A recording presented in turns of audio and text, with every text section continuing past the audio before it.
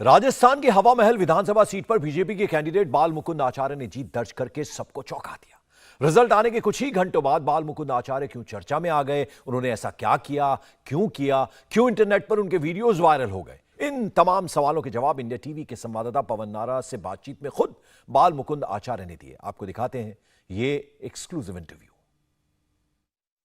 राजस्थान के चुनाव परिणाम आ चुके हैं। कयास इस बात को लेकर लगाए जा रहे हैं कि मुख्यमंत्री कौन होगा, लेकिन एक नवनिर्वाचित विधायक का परिणाम आते ही, चुनाव का परिणाम आते ही मैदान में उतर गया। एक वीडियो वायरल हुआ जिसके बाद बहुत सारी सफाइयां और बहुत सारे आरोप लगे।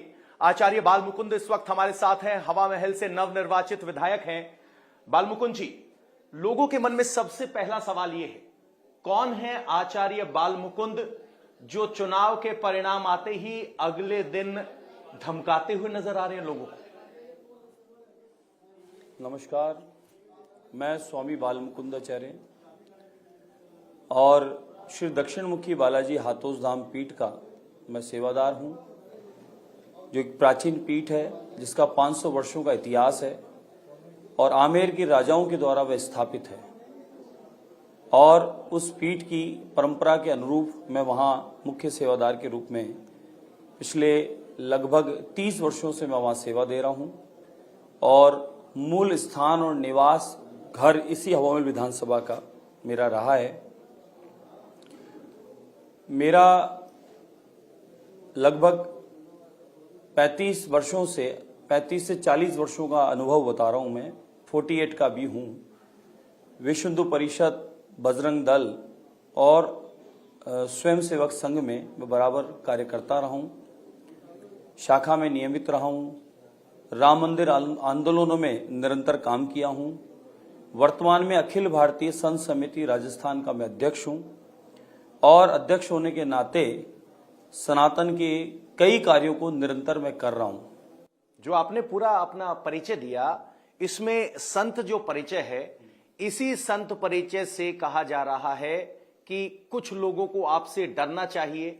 जब आप सड़क पर उतरते हैं, दुकानें बंद करवाते हैं, धमकियां देते हुए नजर आते हैं, सवाल उस पर उठ रहे हैं कि अब आप विधायक बनने जा रहे हैं, संत का आचरण क्या जारी रहेगा इस तरह से एग्रेसिव, या फिर विधायक के तौर पर आप नियम कानून के तहत व्यवहार करेंगे?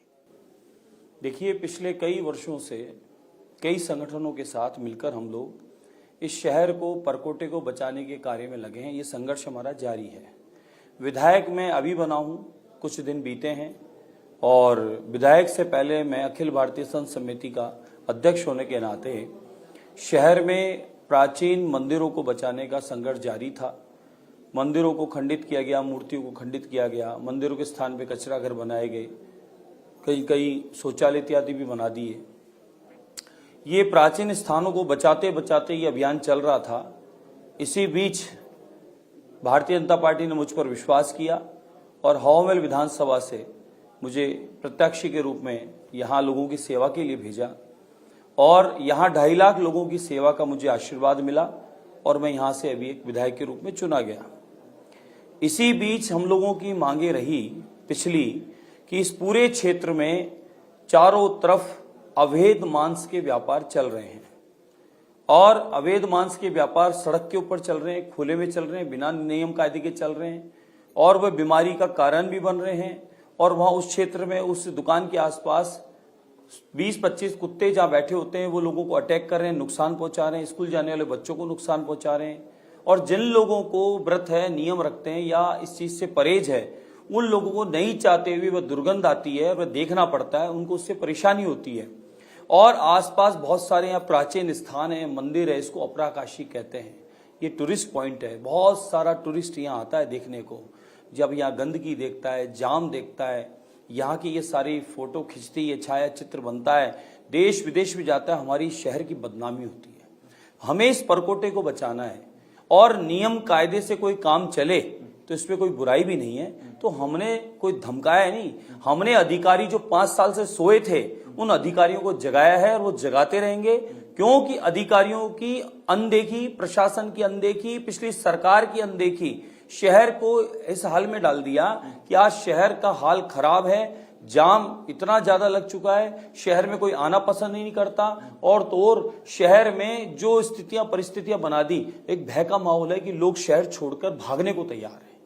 आप कुछ ज्यादा ही गंभीर तस्वीर खींच रहे हैं क्या? जयपुर में सचमुच ऐसी स्थिति है कि लोग डर के भागने के लिए तैयार हैं? और क्या वो आपका व्यवहार वीडियो में दिखा वो जायज था?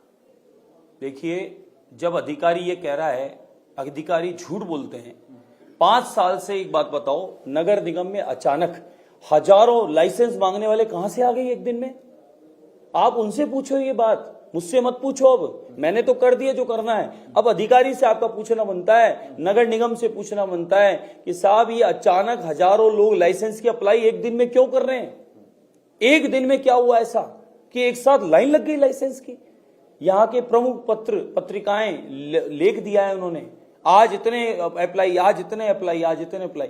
एक दिन के एक्शन से रिएक्शन देख लो आप, लाइन लगी है परमिशन मांगने की। ये सारे अवैध बहुत सारे रोड पर चल रहे हैं, बिना किसी नियम कायदे के चल रहे हैं, बीमारी का घर पैदा कर रहे हैं। अवैध थे, बिल्कुल। अगर आपका आचरण ठीक था तो फिर अगले दिन माफी क्यों मांगनी पड़ी? माफी मैंने, कुछ लोगों ने उसको इस तरीके से कहा कि वर्ग विशेष, जाति विशेष पर इनका आक्रोश था। किसी जाति वर्ग का कोई लेना देना नहीं था। देखिए, मैं साहब सनातनी हूं, आध्यात्मिक हूं, मैं कोई राजनीतिक उससे नहीं हूं, मैं आध्यात्मिक व्यक्ति हूं। मेरे को क्रोध आया इस बात पे कि अधिकारी कह रहा है झूठ कि नहीं चलते, लाइसेंस है साहब, गलत सूचना है आपको। हमने कहा चलो, हम मौके पे लेके गए। अधिकारी ने 12 दुकान को पूछा, एक के पास लाइसेंस नहीं है और रोड पर अतिक्रमण कर वो चल रहा है। अब अधिकारी के पास क्या जवाब है? तो क्रोध आएगा कि नहीं आएगा? तो क्रोध अधिकारी पे था। फिर भी कुछ लोगों ने कहा आप अधिकारी को धमका रहे हो, आपका भाषा प्रयोग ठीक नहीं है, ये वो फलाना। अगर मेरा ठीक नहीं था तो ठीक है, मैं ठीक कर लूंगा, लेकिन आप ठीक हो क्या इसका जवाब दो। आपके पास हजारों एक साथ लाइसेंस की मांग कैसे आई? आप क्या सोचते अधिकारी बच जाएंगे? कभी नहीं बचने वाले, कभी नहीं बचने वाले। आज ठीक है, 2 दिन 5 दिन की बात है, फिर उसके बाद जवाब तो देना पड़ेगा। जवाब आप आधिकारिक तौर पर मांग सकते थे, नियम कानून के तहत मांग सकते थे। इस तरह के जाकर दुकान बंद कर, एक शब्द है आपका, आंख मत दिखाना, बाबा है, बवाल है। देखिए, जिन दुकानों पर हम जा रहे हैं वहां असामाजिक तत्व नशे में हैं और वो गुंडागर्दी से दुकान चला रहे हैं, रोड के ऊपर चला रहे हैं। जब उनको ये कहा कि आप लाइसेंस चेक कराओ, तो उन्होंने जो शब्द बोले वो रिकॉर्ड में नहीं आ पाए, क्योंकि कैमरा हमारी तरफ था, उनकी तरफ नहीं था। और उन्होंने इस तरीके से आंख दिखाई जैसे वो मार डालेंगे, और उन्होंने जवाब संतोषजनक नहीं दिया। और ऊपर से उन्होंने कहा कि बोले कौन होता बंद कराने वाला। जब ये शब्द बोले तब हमें भी क्रोध आया और हमने बोलना पड़ा कि भैया आंख मत दिखा, तू नियम कायदे में है, नियम से चला रहा है, तू ला दे कागज। अचानक जो मालिक था बोला मैं मालिक ही नहीं हूं, यहां दुकान ही मेरी नहीं है। और फिर दूसरे दिन क्या हुआ, जो इतनी लाइन लगी है। मंगलवार को बंद करने का नियम है श्रीमान, मंगलवार को बंद नहीं होती, आप आगे चेक कर लेना। आप किसी भी क्षेत्र में घुस जाए, मैं मेरी बात नहीं कर रहा, आप सिविल लाइन में चले जाएं, हसनपुरा में चले जाएं, आप रामगढ़ मोड़ चले जाएं, दिल्ली रोड चले जाएं, आप रामगंज में चले जाएं, घाट गेट पर चले जाएं, आपको हजारों की संख्या में नारी का नाका चले जाएं, हजारों की संख्या में रोड पर इस प्रकार के अवैध काम मिलते हैं। नशे के सब पार्कों में चले जाएं, नशे के काम कारोबार हो रहे हैं। इसी जयपुर में जो नशा चाहिए आपको उपलब्ध है। आप स्टिंग ऑपरेशन करो, मेरे साथ चलो, मैं आपको दिखा देता हूं। नहीं चल रहा क्या? ये 5 साल से अड्डा बना हुआ है साहब, 5 साल से सरकार कहां है? शहर की दुर्दशा कर दी साहब।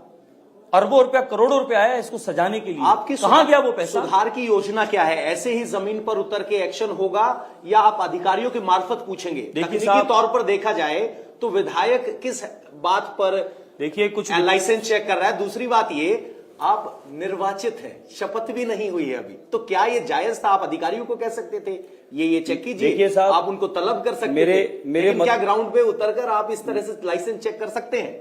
मैं नहीं करूंगा, मेरे अधिकारी तो करेंगे, और अधिकारी कर नहीं रहे 5 साल से। आपके सामने प्रमाण है। उन अधिकारियों से जवाब लो भाई साहब कि आपने कितनों को लाइसेंस चेक किया और मिला कि नहीं मिला, और लाइसेंस मिला तो दिखाओ कहां है। और आपके यहाँ इतनी अचानक ये आवेदन किसने किया लाइसेंस के? कौन है ऐसे अचानक? ये नई नई दुकानों के उद्घाटन वाले हैं या पुराने वालों ने मांग की है? कहीं ना कहीं अधिकारियों की जो कार्यशैली रही है साहब, और जिसकी वजह से शहर का बदहाल हुआ है। आज शहर की हमारा इतना सुंदर परकोटा था, जिस परकोटे की दुर्दशा कर दी इन्होंने, पिछली 5 साल में जिस प्रकार से परकोटे को इन्होंने बदहाल कर दिया, उसके जिम्मेदार कौन है? तो इन जिम्मेदारों से मेरा को सवाल करना ही है, मेरी जिम्मेदारी है। मुझे यहाँ के मतदाताओं ने चुना है और 2.5 लाख मतदाताओं की जिम्मेदारी मेरे ऊपर है, प्रतिनिधि के रूप में हूं, जवाब तो देना पड़ेगा। आरोप यह है कि आप एक पक्ष ले रहे हैं। क्या अब रेहड़ी पटरी वाले जयपुर में नहीं बचेंगे? सबको सुनिश्चित करेंगे व्यवस्थाएं, सबका हम क्षेत्र का विकास चाहते हैं, शहर को सुंदर चाहते हैं। हम जगह जगह चौपाटियां बनाना, टूरिज्म पॉइंटों को डेवलप करना, शहर में पदमार खत्म हो गया, जिसको आप वॉकिंग कहते हैं, वो पदमार खत्म हो गया। तो पदमार की व्यवस्था करना, यहाँ व्यापार बढ़े, यहाँ टूरिज्म बढ़े, उसकी भी योजना है। यहाँ सौंदर्यीकरण के काम होने की आवश्यकता है, वनस्पति पेड़ पौधे लगने की आवश्यकता है, या पार्कों को सजाने की आवश्यकता है। माताओं बहनों के लिए यहाँ पर अलग से पार्कों में उनकी व्यवस्था करना चाहते हैं, बच्चों के लिए अलग करना चाहते हैं, स्पोर्ट्स एकेडमियां अलग करना चाहते हैं। पर्यटन बढ़ेगा कैसे? साहब, गंदगी का हाल बुरा है। सांड, गाय, कुत्ते, यहाँ कचरों के ढेर, ट्रक के ट्रक कचरे रोड पर पड़े हैं। जिधर देखो शहर बदहाल में, आत्मा दुख पाती। कितना सुंदर शहर बसाया था, राजा महाराजाओं के जमाने में अपरा काशी था। काशी होते होते सजाते सजाते पिछली सरकार में भी शहर सुंदर था साहब, सुव्यवस्थित था, पार्किंग की व्यवस्था सुव्यवस्थित थी, जाम की समस्या नहीं थी। आज 5 साल में क्या हाल कर दिया?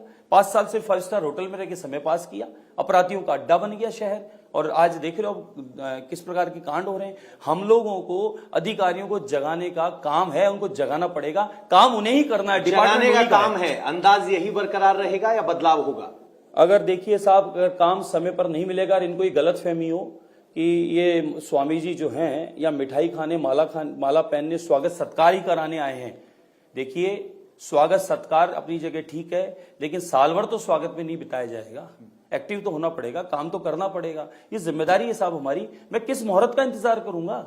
जब मुझे कह दिया गया है आप प्रतिनिधि तय हो गए हैं, आपको सर्टिफिकेट मिल गया है, तो मैं मेरा काम तो करूंगा ही ना। ये काम आज तो नहीं कर रहा विधायक होने के नाते। मैं अखिल भारतीय संत समिति राजस्थान अध्यक्ष होने के नाते, कई संगठनों में कार्यकर्ता प्रभारी होने के नाते मैं ये काम पहले से करता आ रहा हूं। कोई नई बात थोड़ी ही है। आरोप तो ये लग रहे हैं कि आप समाज का विभाजन कर रहे हैं, एक समाज को दोषी बता रहे हैं, उस दोषमण मेरे पोलराइजेशन करते हैं। किसी भी वीडियो में किसी जातिगत, किसी धर्म विरुद्ध में कोई बात कही, किसी को कही हो तो बताओ।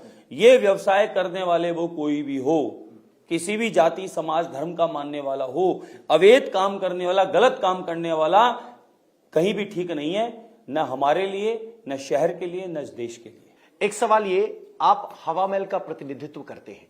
हवा महल पूरे विश्व में फेमस है, जयपुर की पहचान है। जब विदेश में ये हेडलाइन छपती है कि हवा महल का जनप्रतिनिधि मांस की दुकानें बंद करवाने के लिए सड़क पर निकला, तो क्या उसको नहीं लगता कि आपको वो भी जयपुर की गलत छवि जा रही है? जनप्रतिनिधि के होने के नाते शहर की साफ सफाई को, सुंदरता को, अवैध कामों को बंद कराने का काम मेरा है कि नहीं, ये आप बताइए मुझे। साफ सफाई का है। और जो अवैध काम चल रहे हैं उनको रोकने का है, और लेकिन डिपार्टमेंटल है। अधिकारी नहीं मान रहा, जब क्या करें? अधिकारी कह रहा ऐसा नहीं होता। 3-4 फोन मैंने सवेरे से अधिकारियों को किए, अधिकारी कह रहा नहीं, बिना लाइसेंस के कोई काम हो ही नहीं रहा साहब, गलत सूचना है, लाइसेंस से हो रहा है।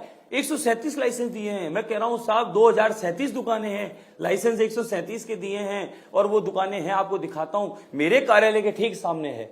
जब मौके पे जाके देखा, अधिकारी की आंख खुली और लाइसेंस मांगा तो 0 मिला, दूसरी जगह नहीं मिला, तीसरी जगह नहीं मिला, और फिर दुकानें बंद होके भागते नजर आए। क्यों? आप सही हो, बेचो ना साहब, कहां दिक्कत है? खाए, बनाए, बेचे, कोई भी जाति धर्म का आदमी करे, हमें कतई आपत्ति नहीं है। हमें तो जो माहौल बिगड़ रहा है, माहौल खराब हो रहा है, जिस प्रकार का शहर की तस्वीर जा रही है, उसे ठीक करने की आवश्यकता है। मैं मेरे शहर को सुंदर बनाना चाहता हूं, स्वस्थ बनाना चाहता हूं, मेरी हवा महल विधानसभा आदर्श विधानसभा बने, मैं ये चाहता हूं। उसके लिए मुझे काम करना है। अगर वो राजी से मान रहे हैं, अच्छी बात हो, नहीं तो जगाना तो पड़ेगा साहब। वीडियो देखने के बाद कोई सलाह सुझाव आए? जो आपने दूसरी एक वीडियो डाली, मैंने आपको दूसरा लगा कि शायद कुछ अंदाज तल्ख हो गया है? देखिए, ऐसा है, मुझे सामने जो देखा क्रोध आया, बात ठीक है, मुझे अच्छा नहीं लगा। मैं काम यहां से नहीं करता साहब, यहां से करता हूं, दिल से। मुझे लगा कि ये ठीक नहीं है, मेरे शहर की तस्वीर खराब हो रही है, छवि खराब जा रही है। यहाँ की फोटो खींच रही है। इतना टूरिस्ट जो आता था वो आना बंद हो गया, थोड़ा बहुत आया वो फोटो खींच के ले आ रहा है, यहाँ ये हो रहा है, मंडी बना दी पूरी। तो मैंने जब अधिकारियों को ये कहा कि साहब मेरा जिम्मेदारी नहीं, अब बताओ ये उनकी जिम्मेदारी नहीं है, वो छुट्टी पर है। मैं सलाह की बात कर रहा हूं, किसने सलाह दी कि माफी के लिए एक वीडियो नहीं, कोई सलाह नहीं दी गई। मुझे लगा ऐसा कि अगर मेरी बात से किसी को बुरा लगे तो देखिए, मैं तो एक अध्यात्म गुरु हूं, एक संत के रूप में मुझे देखा जाता है, तो मेरा तो स्वभाव है गले लगाने का, सबको साथ लेके चलने का, और हम ऐसी व्यक्तित्व से प्रेरित हैं जो एक इस देश को नहीं अपितु पूरे दुनिया भर में इस समय छाए हुए हैं। आदरणीय प्रधानमंत्री नरेंद्र मोदी, मैं उनको प्रधानमंत्री के साथ में राष्ट्रीय संत मानता हूँ कि वो एक राष्ट्रीय संत है, और उनका जो कार्य का अंदाज है, जो उनका विजन है, उससे हम प्रेरित हैं। उनके कहते हैं आप, हम उनसे प्रेरित के फैन हैं उनके। तो उस बात को मैंने देखा, समझा, सुना कि भाई अधिकारी अपने ही हैं, काम इनको ही करना है। अब जिस प्रकार से घर में कभी डांटा जाता है और कभी प्यार किया जाता है, तो ये सारा परिवार है मेरा, कभी डांट से, कभी प्यार से, कभी संत को क्रोध जायज क्यों नहीं कर सकते? गलत हो तो फिर आएगा ही ना, आएगा, गलत है तो आएगा। काम मोक्ष क्रोध से ऊपर संत, ये कहा जाता है। लेकिन आप संतों का, ऋषियों का स्वभाव भी देखिए। जब राक्षस भारी थे तो दधीची भगवान ने हड्डियों का दान कर दिया था, और जब क्षत्रियों के रूप में उस समय राजा महाराजा किसी रूप में कोई अत्याचार कर रहे थे तो परशुराम भी बनना पड़ा था।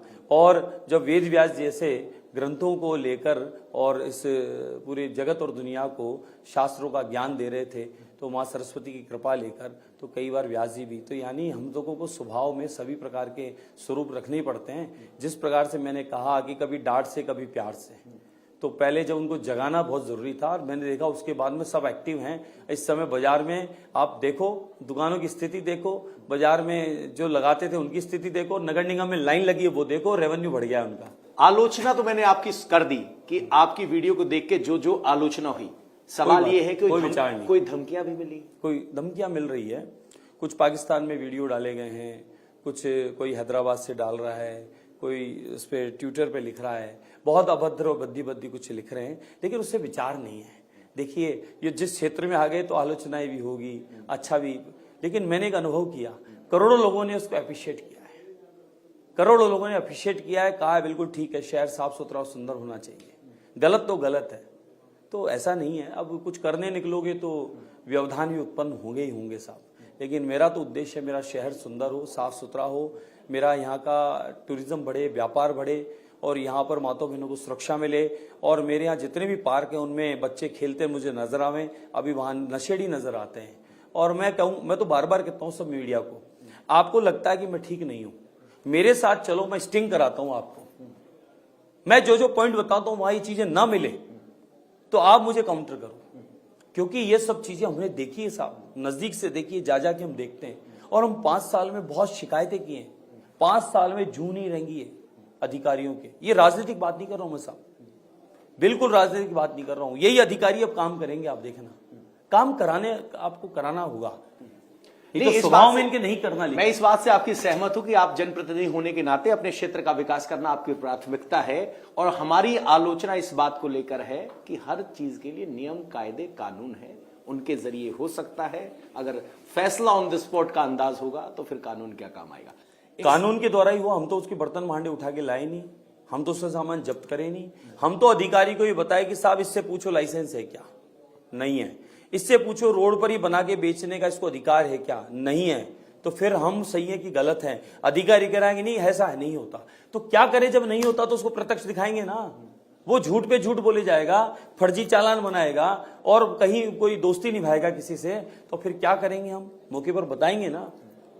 इसी प्रकार से शहर की सफाई नहीं हुई ना साहब, मैं बता देता हूं आपको, मैं खुद सफाई करने चला जाऊंगा। मुझे तो शहर सुंदर चाहिए, शहर की छवि अच्छी चाहिए, मेरी माताओं बहनों की सुरक्षा चाहिए, मुझे पार्कों में बच्चे खेलते हुए दिखने चाहिए, मुझे पार्कों में योग करते हुए मेरे बड़े बूढ़े सब नजर आने चाहिए, वॉकिंग करते नजर आने चाहिए, जो नहीं है। इसी कारण से शहर लोग खाली करके जा रहे हैं, छोड़ के जा रहे हैं। क्यों रहे हम शहर में? शहर की हालत देखो, आप भय के सावई में रह रहे हैं, शहर की दुर्दशा देखो, चलने को तो जगह नहीं है, व्यापारी क्यों रहेगा, व्यापार है नहीं, टूरिस्ट आएगा नहीं, कुछ देखने को है नहीं, क्या करें फिर? आपका तेवर, कलेवर, फ्लेवर अगले 5 साल यही रहेगा या इसमें कुछ संयम दिखाई देगा? मैं तो चाहूंगा कि पिछले दिन जो हुआ उस बात से हमारे सब डिपार्टमेंट के लोग समझ जाएं कि हम क्या चाहते हैं, मेरे भाव को समझें। स्वभाव को नहीं समझना उनको, स्वभाव सबका अपना अपना है और जो ऊपर से सख्त होता है वो अंदर से सॉफ्ट होता है। इसलिए मैंने उनको सबको निवेदन कर दिया। एक कहते हैं कि खीर में एक चावल देखा जाता है, मैंने एक बात से सबको बता दिया हम क्या चाहते हैं। अब सारे एक्टिव हो जाओ और एक्टिव होके जिसका जो जिम्मेदारी है उसको करने लग जाओ। मुझ तक कोई चर्चा आई ही नहीं, मैं उनको कहूंगा ही नहीं। और उनको क्या कहेंगे जो आपके इस वचन को सुनने के बाद थोड़े डरे हुए हैं, जो मीट के कारोबार में हैं, जो रेहड़ी पटरी अवैध लगाते काम हैं? वाले मुझसे डरे हुए हैं। अवैध काम वाले, नशे के व्यापार वाले, अवैध रूप से जो भी काम कर रहे हैं उनको मुझसे भय है। चोर उचक्के उठाई गिरे, चैन तोड़, पर्स तोड़, और जो यहाँ डराने धमकाने का, भू माफिया कब्जा कराने का, डरा के जमीन कब्जा लेने का, उनको मुझसे भय है। वो डरे रहे तो अच्छा है और उनको ये सब समझ में आ जाए तो वो अपना यहाँ से टिकट करा लें। और जो यहाँ पर शहर की सुंदरता भव्यता चाहते हैं, राष्ट्र को समृद्ध चाहते हैं, इस क्षेत्र को समृद्ध चाहते हैं, सुख और शांति चाहते हैं और यहाँ का व्यवसाय बढ़ाना चाहते हैं, वो सब यहाँ मेरे साथ हैं। और उनका क्या, जो नॉनवेज के व्यापार में है, कानून से करना चाहते हैं, अगर लाइसेंस नहीं मिलता तो उनकी मदद करेंगे या उन्हें भी छोड़ के चले जाना चाहिए? लाइसेंस क्यों नहीं मिलेगा मुझे बताएं। कानूनी प्रक्रिया है, पूरी करो, सब मिलेगा। कर ही रहे ना साहब, 150 लोग कर भी रहे हैं ना, 137 लोगों के पास है ना, वो भी तो कर ही रहे हैं। हम उनके पास तो नहीं गए, हम तो उन्हीं को तो कह रहे हैं जिनके पास नहीं है। और जो रोड पर 25-50 फुट कब्जा करके कर रहे हैं, हम उनके लिए कह रहे हैं। मैं तो आपको बार बार कहता हूं, हर मीडिया को कहता हूं कि साहब मैं गलत हूं, आप मेरे को यहां छोड़ो, मैं इधर ही रहूंगा, कमरे में बंद कर जाओ। आप खुद जाके देख लो, पूरा बाजार घूम लो, अगर वहां पर आपको सही मिले तो मुझे काउंटर कर देना। और जो सही है, कानून के साथ है, आप उनके साथ खड़े, मजबूती मैं उनके से साथ खड़े। खड़ा हूं, कोई जाति धर्म का हो। न मैं मांस खाने वाले के विरोध में हूं, न मांस बेचने वाले के विरोध में हूं, न मांस का कोई व्यापार किसी भी रूप में करता मैं विरोध में हूं। मैं अवैध रूप से गलत काम वालों के विरोध में हूं, इसलिए मैंने ये विरोध किया। बहुत सी जगह हमारे को ये भी शिकायत है कि यहाँ पर सफेद मांस का मतलब गाय का मांस मिलता है। मैंने ये भी कहा है इसको चेक करो, इसको चेक करो। देखिए, शिकायत आने पर चेक तो करना बनता है, नहीं बनता साहब। हो सकता है वो गलत हो, लेकिन जांच तो करोगे आप। जांच कौन करेगा? मैं करूंगा। मेरे तो जीवन में कभी, मैं मांस की दुकान तो दूर है, मैं उसके आसपास से नहीं गुजरता साहब, सनातनी हूं। लेकिन जब वो माताएं, बहनें, बच्चे रोज पत्र लेके आते हैं, इकट्ठे हो जाते हैं, तो फिर हमारी भी मजबूरी होती है कि हमें जाना पड़ेगा, नहीं तो उनको विश्वास कैसे होगा हम करना चाहते हैं। वो कहते हैं नहीं, आप तो ऐसे पहले भी करते थे, अभी भी करते हो, कुछ किया नहीं आपने। तो हमें तो उनको जवाब देनी चाहिए। वो साथ थे, हमारे गाड़ी में बैठे थे कि उन्होंने तो बताया हमें पॉइंट, हम तो देखने गए ही नहीं कभी। उन्होंने बताया ये पॉइंट है, ये पॉइंट है, ये पॉइंट है। आप सोचो, अधिकारी को नहीं पता, जिनका काम है उनको नहीं पता, और इस रास्ते में आने जाने वाले गली मोहल्ले में घूमने वालों को पता है कि कहां किस तरीके का गलत काम हो रहा है। तो ये थे आचार्य, कह रहे हैं कि मैं मांस के व्यापार के खिलाफ नहीं हूं, लेकिन अवैध तौर पर जो हो रहा है, अतिक्रमण करके जो हो रहा है, नियमों के खिलाफ जो हो रहा है खुले में, उसके खिलाफ है। और उस वक्तव्य के आधार पर इनके आचरण का अंदाजा ना लगाया जाए। कह रहे हैं गलत के खिलाफ ये तेवर बरकरार रहेंगे।